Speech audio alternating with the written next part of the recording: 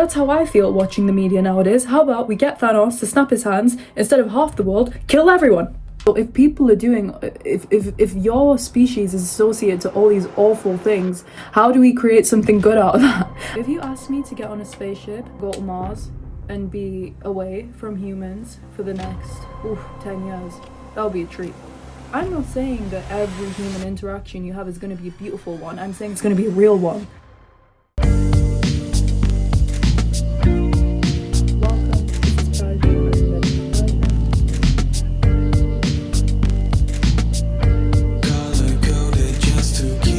Persia.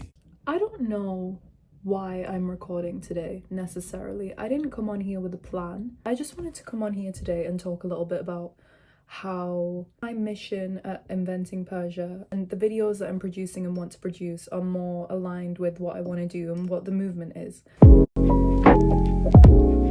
At first, it was about exploring myself inwards, exploring my identity, trying to get more in touch with my culture, my creative side, the things that I like. It was a very inwards focused mission, and that really helped me, actually. Now is the perfect time to shift from inwards to outwards. I want to, say something about myself. I'm not naturally an extrovert, and I don't naturally connect with random people or strangers. If I meet new people, I'm not usually the one to speak first. There's so much out there, and there's so much to learn, and there's so much to experience. The most interesting thing in my small town was unfortunately me, to myself as a person, and that's why my mission was so inwards focused. But now that I've moved to the city, I'm inspired every day, and I want to apply everything that I've learned about myself through this journey inwards to an outwards focused movement. I like fashion. Fashion becomes the medium when you are the canvas. But then I feel like the association to fashion that I like is style, and style comes from the person, from the individual, from the human being. And for the longest time, it's like I just forgot about this. And just how a person is and how what they wear reflects what they is in a way. So that was why I was drawn to style so much for so long, and it's like I feel like I've not understood that till now.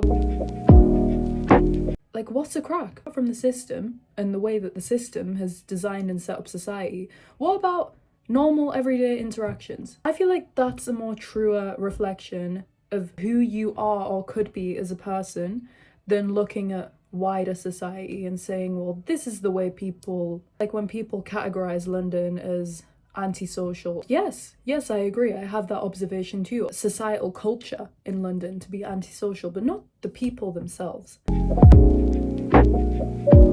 And I want to use that natural talent and ability that I have in being creative to do something good with it, Living with people has forced me to put myself out of my comfort zone, because that is my comfort zone, is me being alone. And for the longest time, I confused comfort zone for comfortable, because your comfort zone is something that you should challenge yourself to come out of every now and then. But being comfortable in my own space was what I'd always presumed it to be. And I feel like the older I get, the more I realize that that isn't actually true.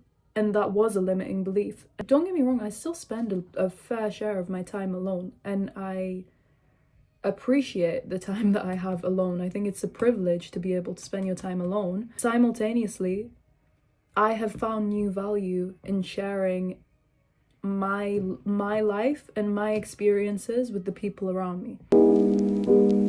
I think a lot more people need that or want that more than they would admit.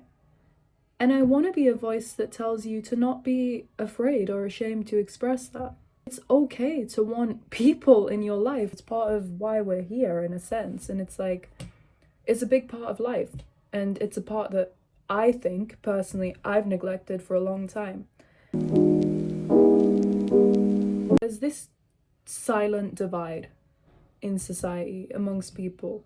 The world is moving towards AI and automation. That's already making us more disconnected. I also think it's becoming part of the culture and the online culture. People care too much about their image and their perception online that they don't sit back to think, like, am I actually enjoying the now? You gotta have that time in the real world, time away from your screen. And the reason why I say that is mainly, I'm gonna say time spent with people, because the wrong people, this thing that I really want to point out, because a lot of people are maybe gonna criticize me and say that sense of purpose around being with other people, because maybe other people have made your experience worse. Maybe the people in your life haven't been the kindest to you. I don't think the right way, I just don't think the right way to tackle that and I just don't think the right way to heal from that is to isolate yourself or feel like you have to isolate yourself. I feel like on the other side of adversity, there's always going to be better things.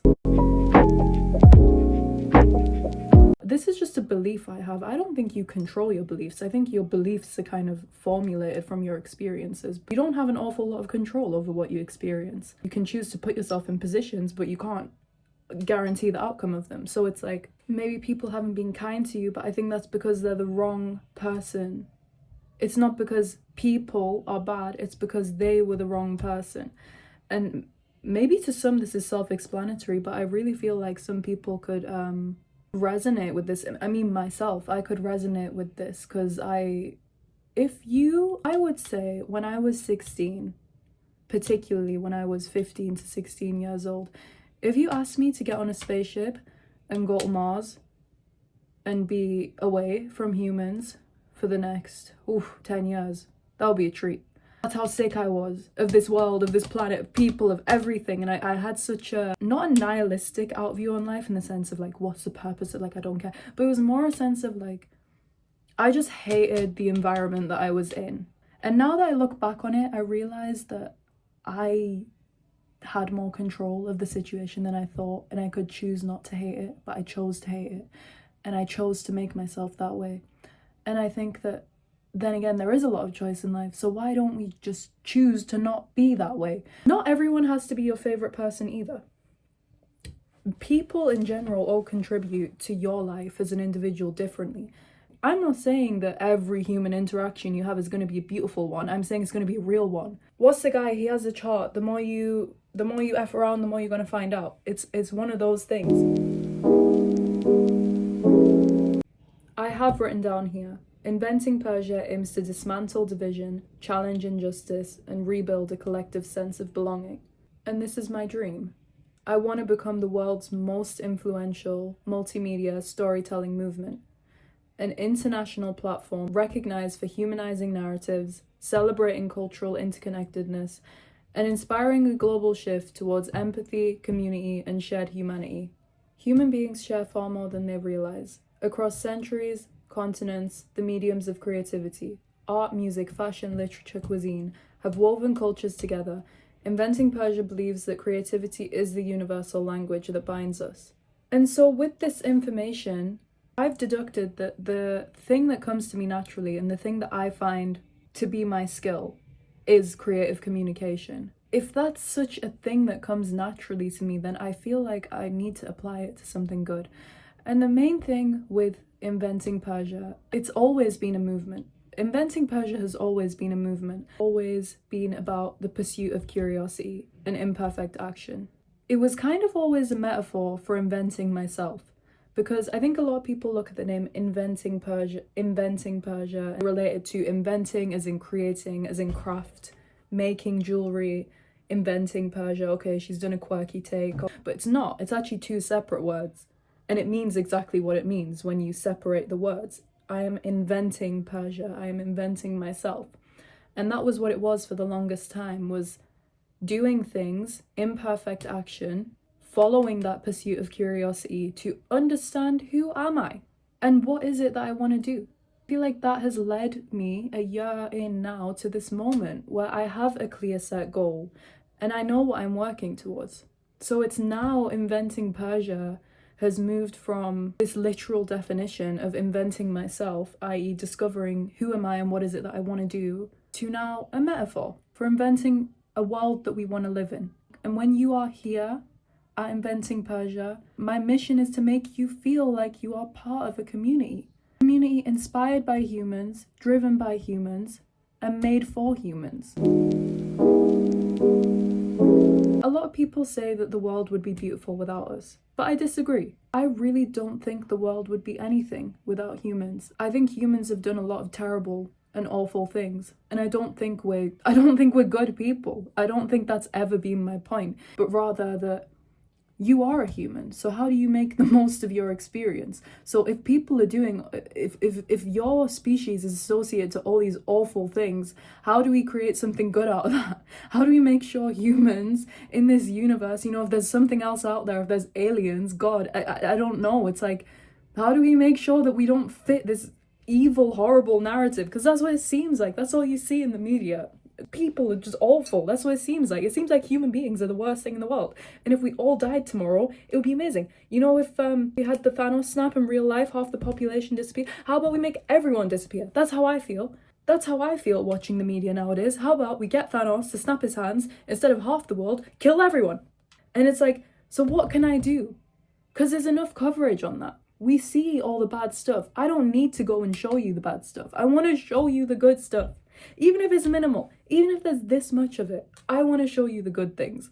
I don't think the world would be anything without humans. It would be similar to what you would imagine paradise to be, but it wouldn't be life. It wouldn't be Earth. But maybe paradise isn't our destiny, I think we've done a lot of incredible things. I think we have seen, I think time and time again, we've seen incredible people throughout history. And inspiring people, inspiring movements. So much art, culture, music, literature, history, and beauty, and genuine beauty in humanity.